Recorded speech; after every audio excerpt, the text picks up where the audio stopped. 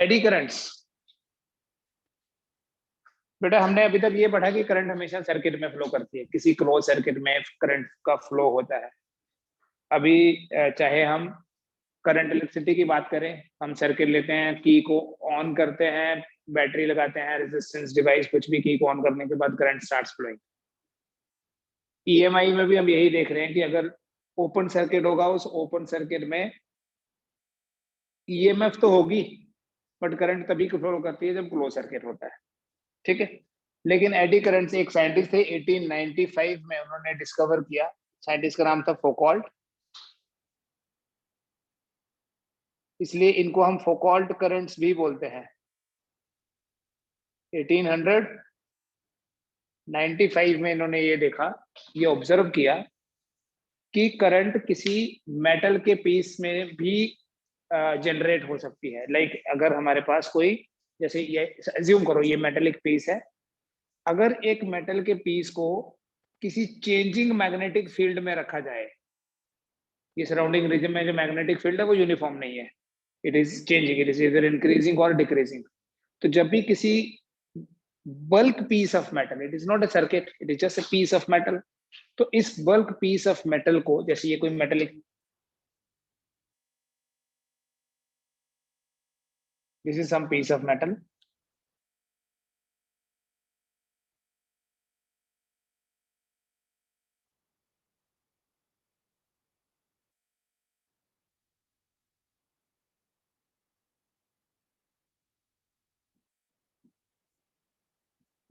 अब इस metallic piece में, this is not a circuit, कोई वायर नहीं है, कोई डिवाइस नहीं है, कोई की नहीं है, कोई सेल नहीं है, कोई बैटरी नहीं है, एक मेटल का पीस है। जब भी इस मेटेलिक पीस को, जिसे हम बल्क पीस ऑफ मेटल, इसको आप थोड़ा 3D शेप दे दीजिए, एक मेटेलिक पीस को किसी चेंजिंग मैग्नेटिक फील्ड में रखेंगे, तो मैग्नेटिक फील्ड के चेंज होने के कारण उस मेटेलिक पीस में करंट फ्लो करने लगती है। ठीक है, और चेंजिंग मैग्नेटिक फील्ड है, करंट की डायरेक्शन कंटिन्यूसली चेंज होती रहती है, and because of that, continuously जब डायरेक्शन चेंज होती है तो आपको पता है क्या होता है, आप एक ऑब्जेक्ट को मूव कराओ, कंटिन्यूसली डायरेक्शन चेंज करो, सर्कुलर पाथ बन जाता है, राइट। तो एडी करंट्स क्या होती हैं, let us have a brief discussion about this. These are the circulating currents, circulating currents induced in the bulk piece of a metal.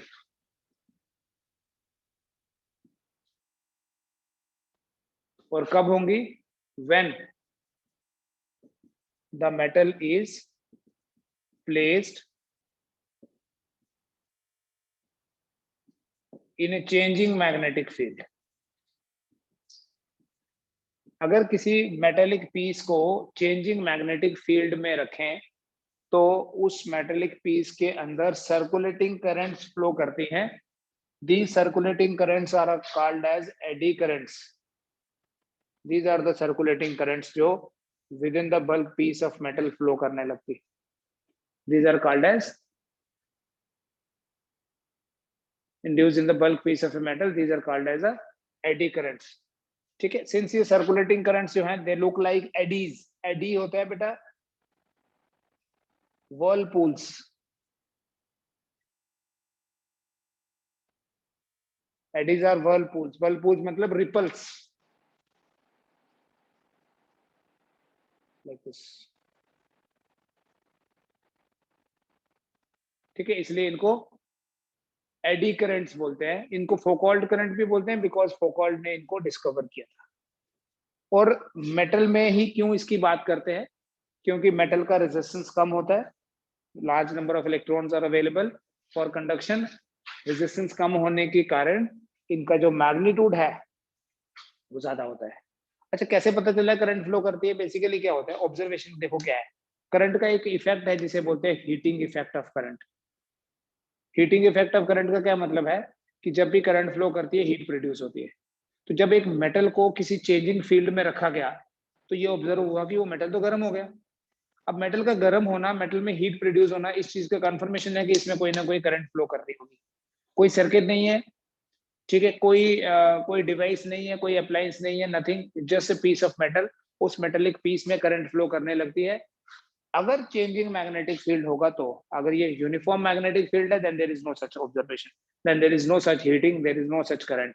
तो किसी भी चेंजिंग मैग्नेटिक फील्ड में अगर हम बल्क पीस ऑफ मेटल रखते हैं तो उस मेटल में करंट फ्लो करने लगती है। उन सर्कुलेटिंग करंट्स को एडी करंट्स बोलते हैं, और उन एडी करंट्स का जो मैग्नीट्यूड है, that is induced EMF divided by resistance, I equals to E by R. And since metals के लिए R का वैल्यू कम होता है तो I is large, so it is equal to minus d phi by dt into R, R into dt, ऐसे लिख दो। This is phi B, magnetic flux। ठीक है, induced EMF तो rate of change of flux के ही बराबर है। So circulating currents flowing in the bulk piece of metal are called as eddy currents। अब इन एडी करंट्स को बेटा हम एक्सपेरिमेंटली ऑब्जर्व कर सकते हैं, इफेक्ट को देखना। एडी करंट्स की डायरेक्शन कैसे पता चलेगी? ऑफ कोर्स इंडक्शन की वजह से है, फ्लक्स चेंज हो रहा है, मतलब मैग्नेटिक फील्ड चेंज हो रहा होगा, their direction is given by Lenz's law, which says, Lenz's law क्या कहता है कि इंड्यूस करंट जो है, ये eddy currents are basically induce currents. Induce current हमेशा अपने कॉज को अपोज करती है। देखो एक सिंपल सा ऑब्जर्वेशन नोट करें। मान लीजिए हमारे पास ये कोई मैग्नेट है, ठीक है, किसी रीजन में हमने मैग्नेटिक फील्ड क्रिएट किया और ये मैग्नेटिक फील्ड ना चेंजिंग मैग्नेटिक फील्ड है। अब यहाँ से देख के तो नहीं पता चलेगा, बट लेट अस एज्यूम कि ये एक चेंजिंग मैग्नेटिक फील्ड है, ये नॉर्थ पोल है, ये साउथ पोल है, और वेरिएबल मैग्नेटिक फील्ड है। इस वेरिएबल मैग्नेटिक फील्ड को फिलहाल स्विच ऑफ करके रखा हुआ है, अभी हमने ऑन नहीं करा है, ठीक है। लेट अस एज्यूम कि ये ऑफ है फील्ड, अभी उसका इफेक्ट नहीं है। हम अगर यहाँ पर एक पेंडुलम रखें, पेंडुलम में in place of a metallic bob we have a metallic sheet, और इसको हम ऑसिलेट कराएं। अगर मैग्नेटिक फील्ड नहीं है तो ये ऑसिलेशंस होंगी just like a pendulum oscillate करता है, इधर से इधर चलता जाएगा, थोड़ी देर बाद रुक जाएगा बिकॉज ऑफ एयर रेजिस्टेंस। लेकिन देखो जब हम ये मैग्नेटिक फील्ड यहाँ रखेंगे, we can take magnets and हम ये बोलेंगे कि मैग्नेट के कारण यूनिफॉर्म फील्ड है। लेकिन देखो जब ये आपके पास, ये सपोज कर लो शीट है हमारे पास ऐसे, तो जब ये शीट इधर उधर होगी तो मैग्नेटिक फील्ड चेंज होने लगेगा, ठीक है। मैग्नेटिक फील्ड के चेंज होने से ये बल्क पीस ऑफ मेटल है, sheet is a piece of metal, इसमें करंट फ्लो करेगी, सर्कुलेटिंग करंट फ्लो करने लगेंगी, ठीक है। जैसे इसमें करंट फ्लो करेगी, इस तरफ भी आपको पता है अगर ये वाला फेस नॉर्थ पोल है तो ये वाला फेस साउथ पोल होता है। एक आपको शीट में आप करके देख लो, चाहे पहले भी बताया, एक शीट में क्लॉकवाइज सर्कल बनाओ, इधर से अगर आपको क्लॉकवाइज दिख रहा होगा तो इधर से एंटी क्लॉकवाइज ही दिख रहा होगा। सो अगर ये वाला फेस नॉर्थ पोल है तो ये साउथ। अब देखो होगा क्या, जब ये इधर आएगा ना, जब ये इधर आ रहा है तो ये उसको रिपेल करेगा, क्योंकि क्या होगा, जब ये इधर आएगा तो यहाँ भी नॉर्थ पोल डेवलप हो जाएगा, उधर जाएगा तो साउथ पोल उधर है। तो ये क्या होता है, अगर तो मैग्नेटिक फील्ड, इस एक्सपेरिमेंट को बोलते हैं बेटा डैम्पिंग एक्सपेरिमेंट। डैम्पिंग का मतलब है, डैम्पिंग वर्ड का मतलब है रोकना, ठीक है, डैम्प्ड ऑसिलेशन जिनका एम्पलीट्यूड कम होता रहता है। तो अगर मैग्नेटिक फील्ड एब्सेंट है, अगर मैग्नेटिक फील्ड यहाँ नहीं है तो क्या होता है, ये जो शीट है ये फ्रीली ऑसिलेट करती है। लेकिन अगर मैग्नेटिक फील्ड प्रेजेंट है तो मैग्नेटिक फील्ड की प्रेजेंस में इसकी जो ऑसिलेशंस हैं उनका एम्पलीट्यूड कम हो जाता है, और उनका एम्पलीट्यूड कम होना इस चीज का कंफर्मेशन है कि उन ऑसिलेशंस को कोई अपोजिशन मिल रही है, ठीक है। कोई मैकेनिकल अपोजिशन नहीं है, वो अपोजिशन क्या है बेसिकली, वो अपोजिशन है इन अकॉर्डेंस विद लेंज़ेस लॉ। इसका मतलब ये है कि जब ये इधर आ रहा है शीट, अभी तक हमारे पास पहले क्या था, हम करंट के बेसिस पे बोलते थे, करंट फ्लो कर रही है तो नॉर्थ पोल। अब यहाँ करंट नहीं है, लेकिन जैसे ये इधर आएगा तो इसमें भी करंट फ्लो करने लगेगी, और करंट की डायरेक्शन ऐसे होगी कि जैसे ये इधर आएगा यहाँ भी नॉर्थ पोल डेवलप हो जाएगा, क्योंकि लेंज़ेस लॉ हमेशा अपने कॉज को अपोज करता है। तो जब ये नॉर्थ पोल डेवलप हो जाएगा, सामने नॉर्थ है, ये उसको फिर उधर पुश कर देगा, उधर जाएगा तो साउथ पोल है, फिर पुश करेगा। उससे क्या होगा, जो फ्रीली ऑसिलेट कर रहा था, लेट अस एज्यूम कि पहले उसने 10 ऑसिलेशंस करी और 10 सेकंड लगे, अभी वो ऑसिलेशंस स्लो डाउन हो जाएंगी और वो जल्दी रुक जाएगा। It will stop before 10 seconds. So ये इस चीज का कंफर्मेशन है कि इसके अंदर करंट्स फ्लो कर रही हैं और उन करंट्स के कारण जो पोल्स डेवलप हो रहे हैं वो अकॉर्डिंग टू लेंसेज डेवलप हो रहे हैं। ठीक है, तो in the presence of a magnetic field we can damp the oscillations of this sheet pendulum भी बोल सकते हैं इसको आप। दूसरा एक और छोटा सा एक्सपेरिमेंट है, इसे बोलते हैं jumping disc experiment. This is called as jumping disc.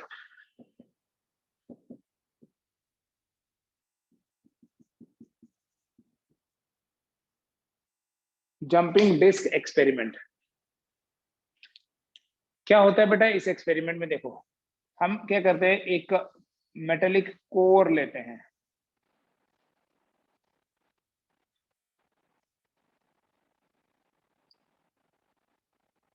Core of metal,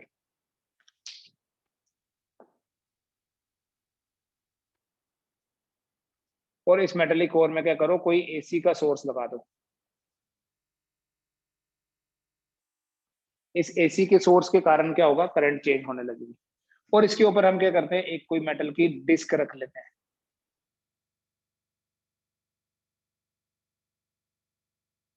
क्या होता है बेटा, जब एसी सोर्स लगाने से इसमें चेंजिंग करंट फ्लो करेगी, करंट के चेंज होने से मैग्नेटिक फील्ड चेंज होगा, और मैग्नेटिक फील्ड के चेंज होने से क्या होगा, ये जो डिस्क है इसमें एडी करंट सेटअप हो जाएगी।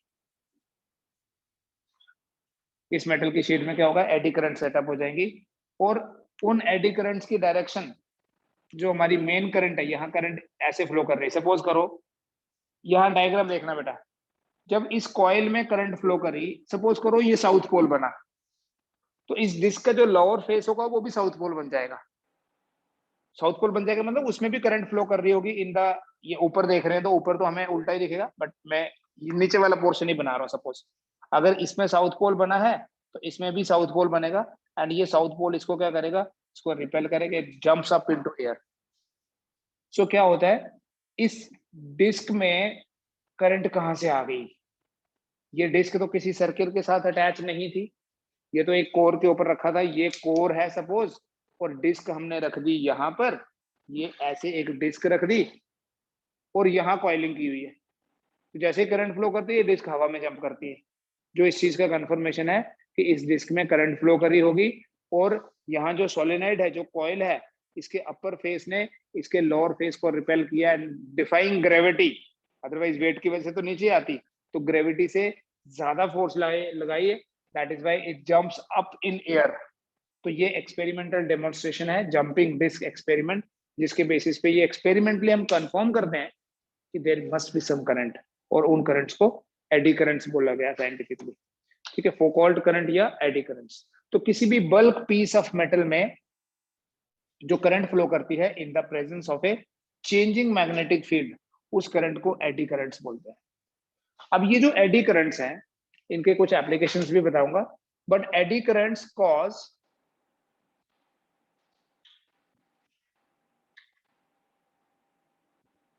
loss of energy in the form of heat। AD currents के कारण क्या होता है, एनर्जी का लॉस होता है in the form of heat. इसलिए एडी करंट्स को हम मिनिमाइज करते हैं ताकि एनर्जी के लॉस को कम किया जा सके।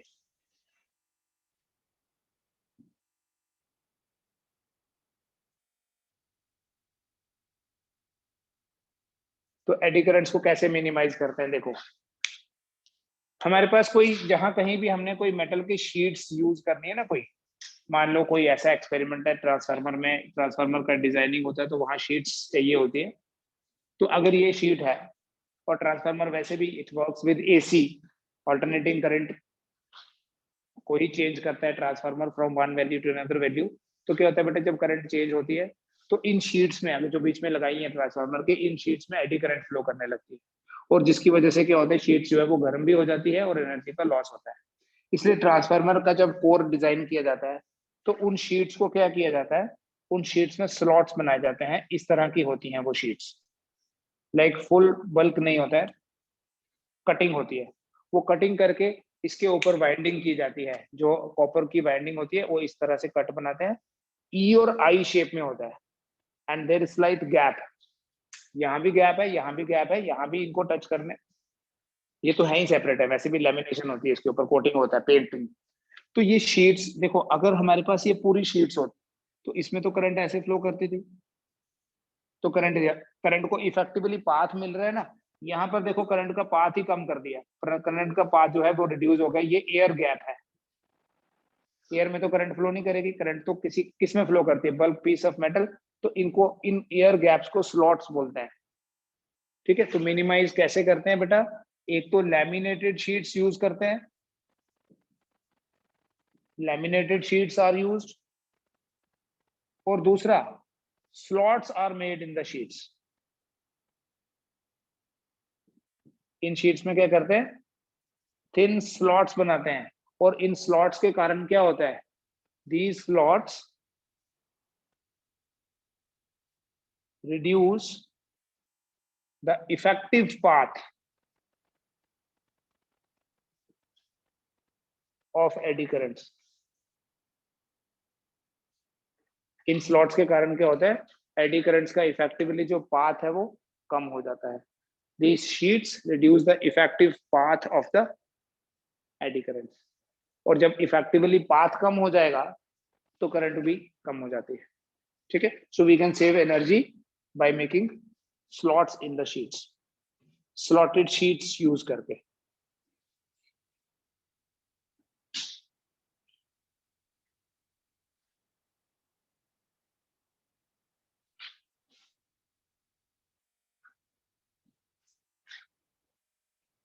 ठीक है, एडी करंट्स की वजह से एनर्जी का लॉस जो है उसको हम सेव कर सकते हैं bye adopting these two methods. Lamination मतलब वार्निशिंग करते हैं, पेंटिंग करते हैं ताकि हीट का लॉस कम हो, और दूसरा स्लॉट्स बना देते हैं। एडी करंट्स की डिसएडवांटेजेस भी हैं, but in addition to those disadvantages eddy currents की बहुत सारी एप्लीकेशंस भी हैं। हमारे बहुत सारे इंस्ट्रूमेंट्स एडी करंट्स के बेसिस पे काम करते हैं, बहुत सारे डिवाइसेस हैं, जैसे इंडक्शन फर्नेस।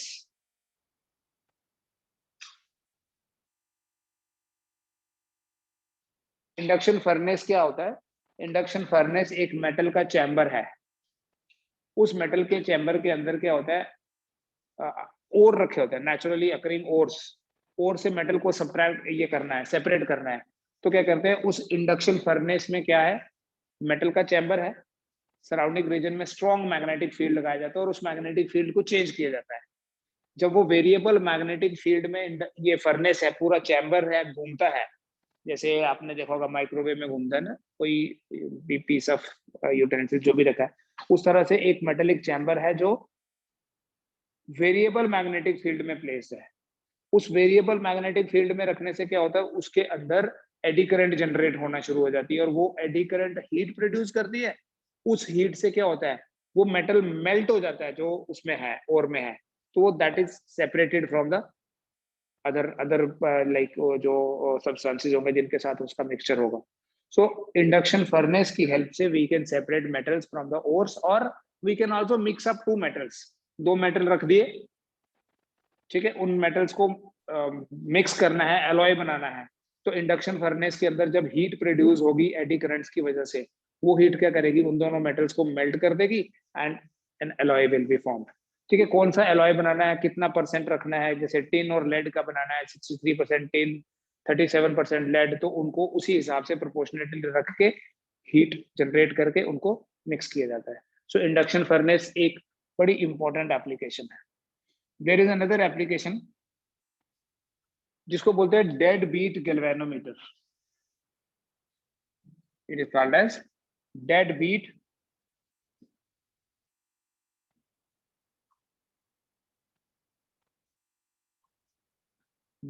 गैल्वेनोमीटर।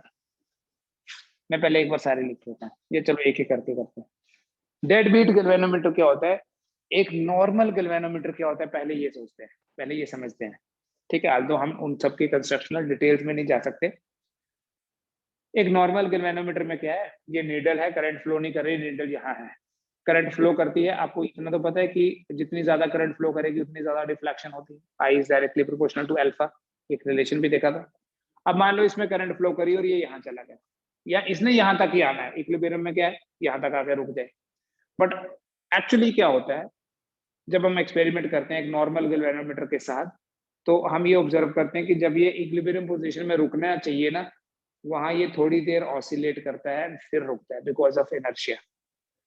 करंट नहीं फ्लो कर रही थी, मान लो 5 मिली एम्पेयर करंट फ्लो कर रही, इसको यहाँ आना था, so it comes here, but before coming to rest it oscillates, and हमें वेट करना पड़ता है कि ये रुके, तो हम रीडिंग नोट करें कि वेदर इट इज 5 और 4.5 और 5.2 वट एवर इट इज।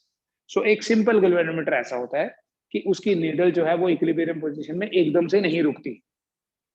लेकिन एक डेड बीट गैल्वेनोमीटर में क्या होता है, no need of any diagram, just theoretical description है। डेड बीट गैल्वेनोमीटर में क्या होता है, नीडल ऑलमोस्ट उसी टाइम रुक जाती है, ऑलमोस्ट इंस्टेंटली, मतलब उसकी ऑपोजिशन को थोड़ा सा, उसकी मोशन को थोड़ा ऑपोजिशन मिलता है। उसके वो कैसे मिलता है कि एक्चुअली क्या होता है, ये जो मेटल का फ्रेम है, जब ये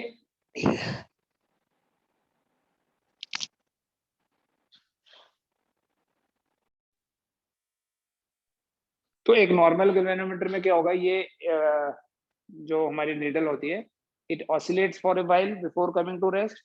बट एक डेड बीट गैल्वेनोमीटर में मेटल का फ्रेम जो होगा, उसमें क्या होता है, जैसे ये जाएगा, क्योंकि मैग्नेटिक आपको पता है डायग्राम, उसके अंदर मैग्नेटिक फील्ड तो है ही है। अगर नीचे हमने ये हमारा पॉइंटर है, यहाँ एक मेटल का फ्रेम भी लगाया है, ये मैग्नेट तो है ही है। अब इस मेटेलिक फ्रेम में क्या होगा, ऐसे कॉइल है पूरी, ठीक है, इसके साथ है, बट एक मेटल का एडिशनल फ्रेम है, इसलिए लगाया है ताकि इसमें एडी करंट प्रोड्यूस हो जाए। और जैसे ही ये इधर आने लगेगा इक्विलिब्रियम पोजीशन में, यहाँ रुकना था बट इनर्शिया की वजह से थोड़ा आगे जाने लगा, सपोज आगे जाने लगेगा, तो उधर से अपोजिशन मिलेगी, वापस आएगा, इधर आएगा तो इधर से अपोजिशन मिलेगी, वापस चला जाएगा। सो अगर जैसे आपको पहले डैम्पिंग एक्सपेरिमेंट बताया, अगर मैग्नेटिक फील्ड नहीं है या ये नहीं है, तो ये ऑसिलेट करता है थोड़ी देर, उसके बाद रुकता है। बट अगर हमने यहाँ मेटल का एक फ्रेम लगाया है, तो इस मैग्नेटिक फील्ड में जब ये मूवमेंट करने लगेगा, तो इसके अंदर एडी करंट जनरेट हो जाएगी, जो इसके रिलेटिव मोशन को अपोज करेंगी। So it will stop almost immediately, या पहले से कम टाइम लगेगा। तो हमें वेट कम करना पड़ेगा एक डेड बीट गैल्वेनोमीटर की हेल्प से, अगर रीडिंग नोट करनी है तो। तीसरा बेटा एक एप्लीकेशन और है, very common application of eddy currents, it is the working of a normal speedometer. हमारे व्हीकल में, मोटरसाइकिल में, या हमारे 4 व्हीलर में जो स्पीडोमीटर होता है, that speedometer also works on the basis of this eddy currents. क्या होता है स्पीडोमीटर, क्या नोट करता है, पहले ये देखो कि स्पीडोमीटर की हेल्प से हम क्या मेजर करते हैं, इंस्टेंटेनियस स्पीड, कि हमारा व्हीकल अभी किस स्पीड से चल रहा है। Speedometer has nothing to do with the engine, speedometer has everything to do with the rotation of the tyre. ठीक है, हम अपना इंजन ऑफ करके भी, अगर कोई लाइक ढलान आ गई, बाइक चला रहे हैं, इंजन ऑफ भी कर रहे हैं ना, यू विल सी कि स्पीडोमीटर दिखा रहा है रीडिंग 20, 25, 30, वट एवर जो स्पीड भी होगी। कार में भी ऐसा ही है, ठीक है, आल्दो इंजन ऑफ करना is not advisable, specially 4 wheeler में। तो स्पीडोमीटर में क्या है, एक मेटेलिक फ्रेम है, उस मेटेलिक फ्रेम से एक वायर निकली हुई है, और वही वायर आगे जाके पॉइंटर के साथ, जो स्पीडोमीटर में पॉइंटर दिखता है ना, उसके साथ अटैच है। अब क्या होता है, जब ये है axle of the tyre, inner portion, आपको थोड़े दिन पहले भी बताया था, ये होता है रिम। इस एक्सेल में एक मेटल का फ्रेम जो है, यहाँ मैग्नेट लगाए हुए हैं, और यहाँ एक मेटेलिक फ्रेम है। जब ये टायर घूमता है ना, टायर के घूमने से वो मेटेलिक फ्रेम भी घूमना शुरू हो जाता है, किसमें, मैग्नेटिक फील्ड में। तो उसी रोटेशन को, उसी उसी उसी मेटेलिक फ्रेम में जब एडी करंट सेटअप हो जाएंगी, तो वो उसकी रोटेशन को अपोज करेंगे। जब वो रोटेशन को अपोज करेंगी, तो उसमें मतलब एडी करंट्स फ्लो करेंगी, किस रेट में, फ्लक्स चेंज किस रेट में होगा, ऐसे तो d∅dt ये होगा at the speed rotation of wheel rotate कर रहा है, तो उसी रेट में फ्लक्स चेंज हो रहा है, और जिस रेट में फ्लक्स चेंज हो रहा है, उसी रेट में करंट प्रोड्यूस होगी, I इक्वल टू। तो फ्लक्स का चेंज होना डिपेंड कर रहा है कि टायर स्लो घूम रहा है या धीरे धीरे, ये धीरे धीरे घूम रहा है या फास्ट घूम रहा है। अगर टायर तेज घूम रहा है, इसका मतलब स्पीड ज्यादा है, स्पीड ज्यादा तो फ्लक्स जल्दी चेंज होगा, फ्लक्स जल्दी चेंज होगा तो करंट ज्यादा होगी, और करंट ज्यादा होगी तो डिफ्लेक्शन ज्यादा होगी। तो वो जो ज्यादा डिफ्लेक्शन हो रही है, वो एक्चुअली इसलिए हो रही है क्योंकि फ्लक्स जल्दी जल्दी चेंज हो रहा है। और वो क्यों चेंज हो रहा है? क्योंकि गाड़ी स्पीड में है। और अगर हम गाड़ी को स्लो डाउन कर दें तो ये टायर धीरे धीरे घूमेगा, धीरे धीरे घूमेगा तो फ्लक्स धीरे धीरे चेंज होगा, और अगर फ्लक्स धीरे धीरे चेंज होगा तो करंट भी कम होगी, और करंट कम होगी तो डिफ्लेक्शन भी कम होती है। ठीक है, तो स्पीडोमीटर का जो वर्किंग है वो भी एडी करंट्स के ऊपर ही बेस्ड है। ठीक है, इसके अलावा कुछ और बड़े टेक्निकल एप्लीकेशंस है जो हमारी हाई स्पीड ट्रेन होती हैं, ये कैसे रुकती हैं। हाई स्पीड ट्रेन जो हमारी मैग्नेटिक ट्रेन होती हैं, ये ट्रेन कैसे रुकेगी। ये जो ट्रेन होती है, इस ट्रेन का जो टायर है वो तो फ्रिक्शन की वजह से नहीं चल रहा है, वो तो थोड़ा सा ऊपर होता है इससे, रेल से, इसको रेल बोलते हैं, टायर इससे ऊपर होता है। तो ये टायर ऐसे जा रहा है because of this electromagnetic effect. But suddenly क्या होता है, जब भी ब्रेक शू को प्रेस करते हैं, ब्रेक शू होता है जो हमारे कंट्रोल में होता है, चाहे हम पैर से या हाथ से उसको प्रेस करते हैं, जब उसको प्रेस करेंगे तो क्या होगा, उसके अंदर एक मैग्नेटिक फील्ड क्रिएट हो जाएगा, इलेक्ट्रोमैग्नेट है। तो वो प्रेस करने से क्या हुआ, बेसिकली सर्किट ऑन हो गया, करंट फ्लो करना शुरू कर देती है, करंट की वजह से मैग्नेटिक फील्ड। तो वो जो पूरा एक्सेल है टायर का, इस ट्रेन के टायर का, जब वो चेंजिंग मैग्नेटिक फील्ड में होता है तो उसमें उसमें एडी करंट जनरेट होती है, और उस एडी करंट की जो डायरेक्शन है वो उसके रिलेटिव मोशन को अपोज करती है। तो क्या होता है, टायर के मोशन को अपोजिशन मिलना शुरू हो जाती है, थोड़ी देर के बाद वो रुक, सडनली तो रोकना नहीं ना किसी भी ट्रेन को, सडनली तो हम बस को भी नहीं रोकते, अपनी कार को भी नहीं रोकते कि एकदम से 80 से 0 आ जाए 1 सेकंड में, तो वैसा करेंगे तो फेटल हो जाएगा, डेथ हो जाएगी सबकी। तो ट्रेन जो 400 किलोमीटर 500 किलोमीटर पर आवर की स्पीड से भाग रही है, उस ट्रेन को भी रोकने के लिए जब ब्रेक शू प्रेस करके करंट जनरेट करी जाती है, तो उस करंट के कारण मैग्नेटिक फील्ड प्रोड्यूस होता है। तो उस मैग्नेटिक फील्ड के कारण जो टायर है उसमें एडी करंट फ्लो करती है, और उसके मोशन को फिर अपोजिशन मिलता है। जब अपोजिशन मिलेगा तो फिर थोड़ी देर के बाद वो जाके रुकेगा। ऐसी एप्लीकेशन है बेटा एडी करंट्स की एप्लीकेशन। ठीक है, ऐसे और भी हैं जो एनर्जी मीटर होता है। आजकल तो हमारे पास डिजिटल मीटर्स हैं, पहले क्या होता था एनर्जी मीटर। एनर्जी मीटर ये वाले जो हम बोलते हैं जिससे हम इलेक्ट्रिसिटी का बिल देखते हैं, कितनी यूनिट्स कंज्यूम हो गई, तो जितनी ज्यादा एनर्जी कंज्यूम करेंगे उतनी ज्यादा उसमें रोटेशन, जैसे डिस्क जैसी होती थी वो घूमती रहती है। तो वो भी घूमना उसका जो है वो करंट के बेसिस पे है, और वो करंट कौन सी है, जो उस मेटेलिक डिस्क में प्रोड्यूस हुई मैग्नेटिक फील्ड के चेंज होने के कारण। तो इसी सीरीज में हमारा जो लास्ट टॉपिक है वो है एसी जनरेटर। ठीक है, आपकी एनसीईआरटी में भी लास्ट नहीं है शायद इस चैप्टर में। एसी जनरेटर, ऐसे तो वर्ड जनरेटर होता नहीं है कोई भी चीज ना, एटलीस्ट एनर्जी तो कभी जनरेट होती नहीं। आपने सिंपल एक स्टेटमेंट पढ़ा होगा, energy can neither be created not destroyed. तो एसी जनरेटर भी एक गलत नाम है, it is not a generator. हाँ, ये एनर्जी को कन्वर्ट करता है, लेकिन हम इस एसी जनरेटर से क्या ऑब्टेन करते हैं, alternating current. See we are not switching over, EMI से एसी की तरफ शिफ्ट हो रहे हैं अब। तो पहले देखते हैं कि एसी है क्या। एसी जनरेटर जो है, इसका वर्किंग जो है that is based on the phenomena of EMI. आपको इलेक्ट्रोमैग्नेटिक इंडक्शन में मैंने ये बताया था कि induce EMF can be produced in 3 ways. कैसे? बी को चेंज करके, ए को चेंज करके, और ओरिएंटेशन को चेंज करके। तो ये तीसरे वाले मेथड पे बेस है एसी जनरेटर जो है। It is based on the production of induce current by changing the orientation of A coil, by changing the orientation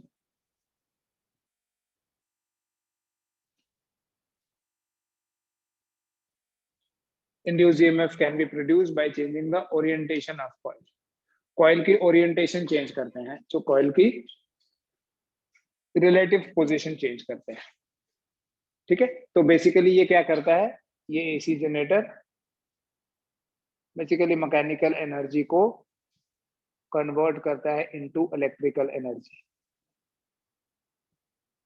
it converts mechanical energy into the electrical energy. क्या होता है बेटा, इसकी construction भी हम थोड़ी सी देख ही लेते हैं, दो आई होप आपको ये कंस्ट्रक्शन तो पता ही है सभी को, फिर भी देखते हैं।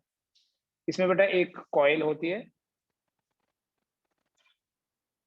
एक रेक्टेंगुलर कॉइल है, ये ऐसे एसी जनरेटर जो हमारे हाइड्रो इलेक्ट्रिक पावर प्लांट्स होते हैं वहां बड़े सारे लगे होते हैं एसी जनरेटर, या हम भी ऐसे घरों में भी जनरेटर लगाते हैं जो लोग, तो वो जनरेटर का बेसिक प्रिंसिपल देखो क्या है।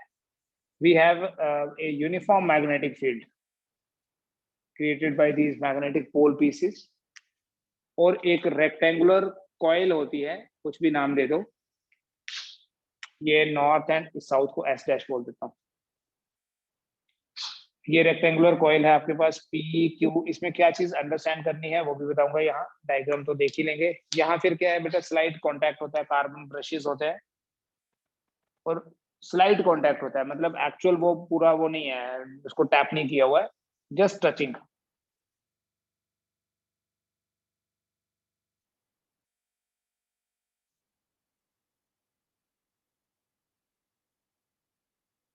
और फिर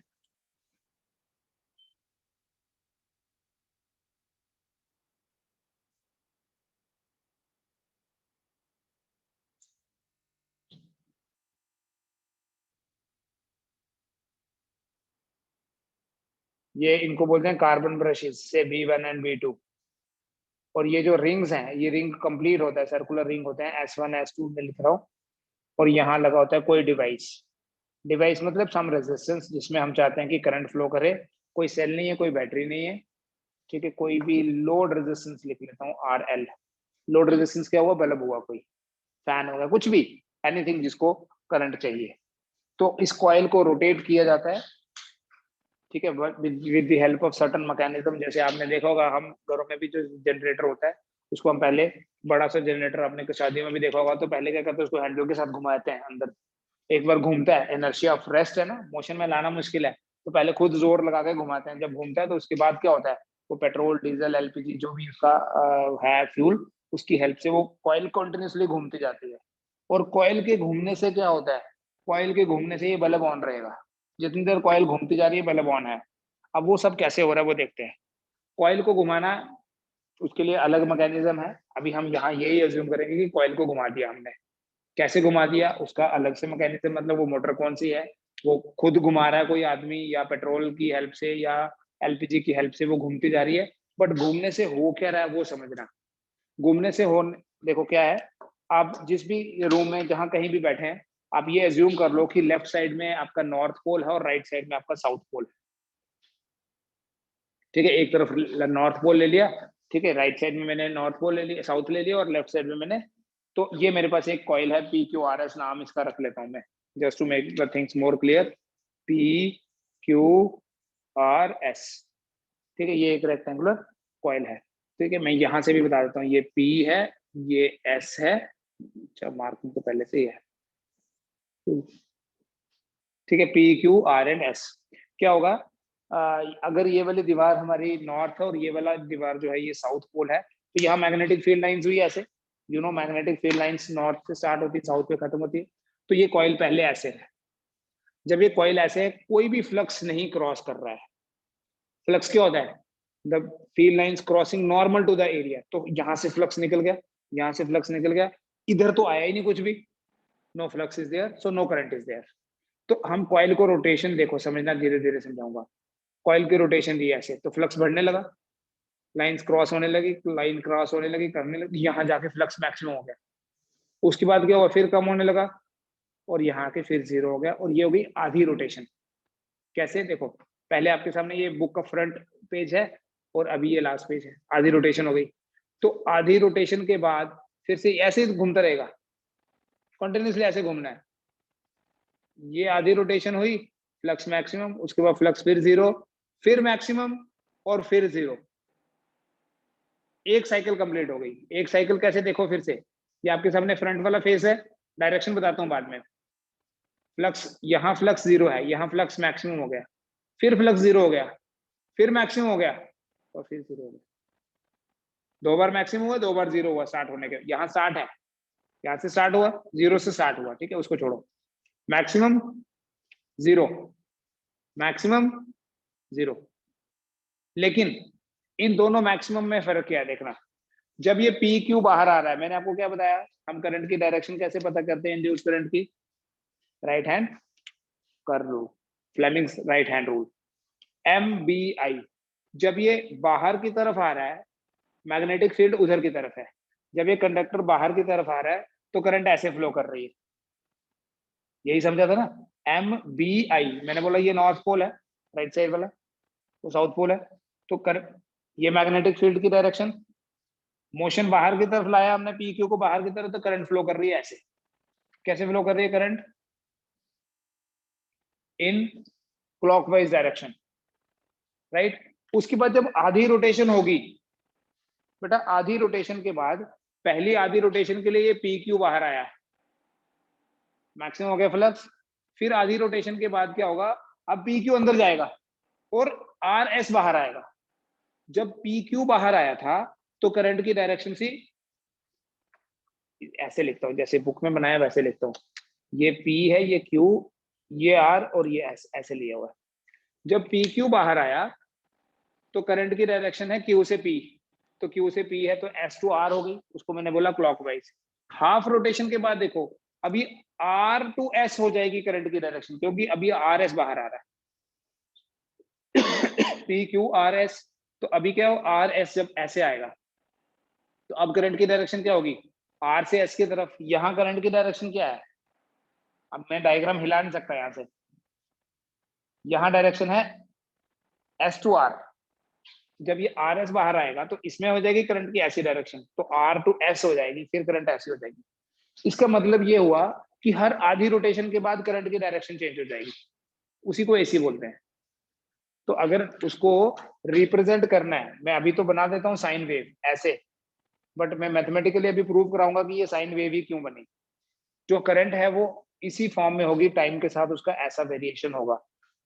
करंट पहले जीरो थी, बढ़ने लगी क्योंकि फ्लक्स बढ़ रहा है, फ्लक्स मैक्सिमम हो गया, करंट मैक्सिमम हो गई, फिर फ्लक्स जीरो, करंट जीरो, फिर दूसरी तरफ मैक्सिमम और फिर zero. After every half rotation the direction of induced current changes, in fact changes नहीं, reverses, and therefore half rotation के बाद current goes to the other peak. इसी को बेटा अल्टरनेटिंग करंट बोलते हैं। इसी को हम रिप्रेजेंट करते हैं कैसे, साइन या कॉस वेव से। हमने जीरो से स्टार्ट किया इसलिए साइन वेव बनाई। मैथमेटिकली देखना, बाद में नोट करो बेटा जो भी नोट करना है आपने। बेटा आपको पता है फ्लक्स होता है B dot A, that means flux is equal to B A cos omega T.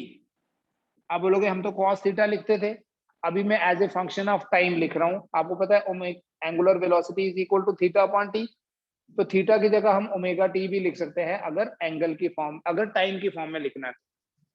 ठीक है, तो और इंड्यूस ईएमएफ क्या होता है, minus D phi by D T होता है। So E will be equal to minus D by D T of phi की जगह क्या लिख ले, B A cos omega T. It means E is equal to minus BA into D by dt of cos omega t। cos omega t की differentiation ना, minus omega sine omega T. cos x की differentiation minus sign x होती है, cos 2x की minus two sign 2x, तो ये minus omega sine omega T. तो बेटा ये इंड्यूस ईएमएफ हमारी आ गई, ये माइनस माइनस प्लस हुआ, ओमेगा बी ए साइन ओमेगा टी। ओमेगा हो गया एंगुलर वेलोसिटी, कॉइल तेज घूम रही है कि स्लो घूम रही है। बी हो गया यहाँ मैग्नेटिक फील्ड ये, और ए हो गया एरिया ऑफ द लूप। जितना ये वैल्यू ज्यादा होगा, ओमेगा जितना ज्यादा होगा, सोचो बी और ए तो फिक्स्ड है, इस कॉइल का जितना एरिया है उतना ही है, मैग्नेटिक फील्ड एक बार सेट कर दिया उतना ही है, जितनी तेज कॉइल घूमेगी ईएमएफ उतनी ज्यादा होगी। ये जो तीन चीजें हैं इनको हम E0 से रिप्रेजेंट करते हैं और बोलते हैं ये है जी हमारे पास इंड्यूस्ड ईएमएफ। और E0 क्या हुआ, peak value of current, EMF peak value, peak value मतलब मैक्सिमम वैल्यू। ठीक है, फिर से देखो, by definition flux is equal to B dot A, so that is B A cos omega t. को डिफरेंशिएट कर लिया, कॉस ओमेगा टी की डिफरेंशिएशन आ गई minus omega sine omega t, minus और माइनस ये प्लस हो गया, तो omega B A, omega into B into ए, ये पता चलता है उससे कि करंट इसकी मैक्सिमम वैल्यू कितनी है, जितना तेज घूमेगा मैक्सिमम वैल्यू उतनी ज्यादा होगी। ठीक है, तो ये इंड्यूस करंट की अगर बात की जाए, induce current I is equal to E by R, so I is equal to E naught sine omega T by R, note कर लेना, E naught by R sine omega T. इसी E zero by are को हम आई zero भी बोल सकते हैं, so I is equal to I zero sine omega T. ये है ऑल्टरनेटिंग करंट का रिप्रेजेंटेशन। इसलिए कॉइल का rotation is actually a source of alternating current. Coil तेज घूमेगी, कॉइल स्लो घूमेगी, उस पर डिपेंड करता है कि करंट की ये पीक वैल्यू कितनी होगी। इस आई जीरो को क्या बोलते हैं, पीक वैल्यू ऑफ करंट।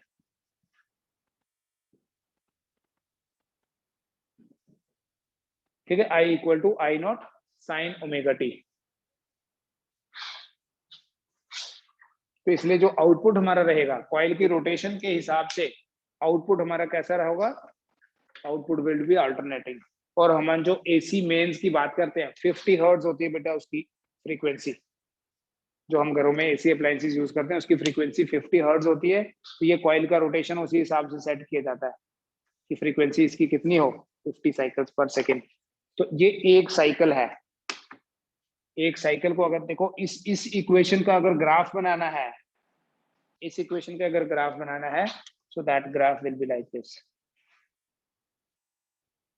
जिसमें बोलेंगे ये है आई नॉट, ये है माइनस आई नॉट।